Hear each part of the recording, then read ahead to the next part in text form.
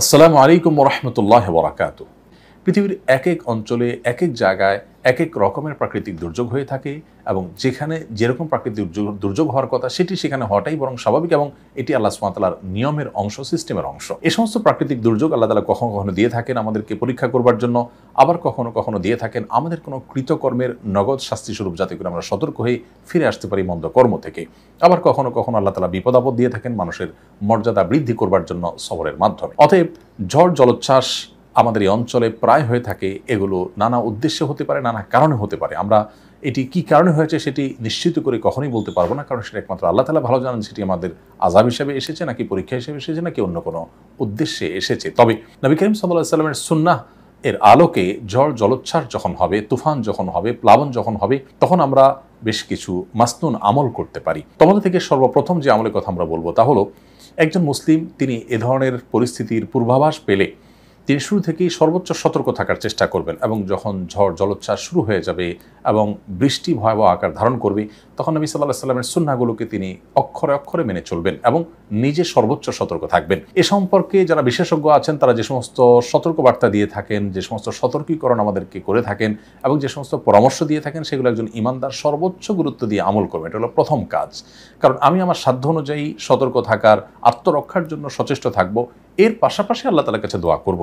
দ্বিতীয় যে করণীয়টি তিনি করবেন তা হলো, যখন বৃষ্টি হবে তখন বৃষ্টি যদি মনে হয় যে ক্ষতিকর বৃষ্টিতে রূপ নিচ্ছে, তখন আল্লাহ তাআলার কাছে দোয়া করবেন নবী সাল্লাল্লাহু আলাইহি ওয়াসাল্লামের শেখানো দোয়া দিয়ে।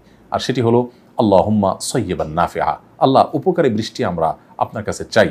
ঠিক এমনিভাবে আরেকটি দোয়া নবী সাল্লাল্লাহু আলাইহি ওয়াসাল্লাম শিখিয়েছেন এই প্রসঙ্গে, তা হলো আল্লাহুম্মা হাওয়ালাইনা ওয়ালা আলাইনা। খুব ছোট ছোট দোয়া। আল্লাহুম্মা সাইয়্যিবান নাফিআ 3 শব্দের দোয়া, আল্লাহুম্মা হাওয়ালাইনা ওয়ালা আলাইনা এটাও 3 শব্দের দোয়া। আল্লাহ, আমরা যে বৃষ্টি পাচ্ছি এই বৃষ্টি যদি বেশি হয়ে যায় তাহলে আমাদের এই জনবসতিতে নয়, বরং আমাদের বাইরে, জনবসতির বাইরে যে ক্ষেত খামার আছে, যে বনাঞ্চল আছে, পাহাড়ি এলাকা আছে, সেখানে বৃষ্টি দিন এবং এমন জায়গায় বৃষ্টি দিন যেখানে আমাদের বৃষ্টি উপকার বয়ে আনবে, যেটা আমাদের ক্ষতিগ্রস্ত করবে না। এই দোয়া পাঠ করব।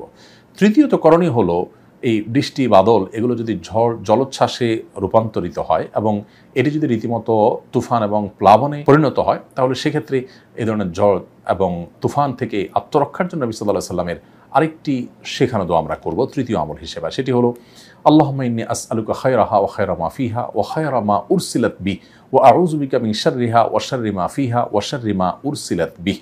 যার অর্থ হলো, হে আল্লাহ, এই যে মেঘমালা এবং এই যে বাতাস, এই ঝড় বাতাস মেঘ, এর যে কল্যাণ আছে এর মধ্যে যে আরও নানাবিধ কল্যাণ আছে। ঝড় বাতাসটা যতটুকু আমাদের জন্য কল্যাণ করা হয় ততটুকু, এবং এর ভেতরে আরও যে প্রাসঙ্গিক কল্যাণ আছে সেগুলো, এবং যে উদ্দেশ্যে, যে কল্যাণের উদ্দেশ্যে ঝড়কে আপনি প্রেরণ করেছেন বা প্রেরণ করা হয়েছে, সেটার কল্যাণটা আমরা চাই।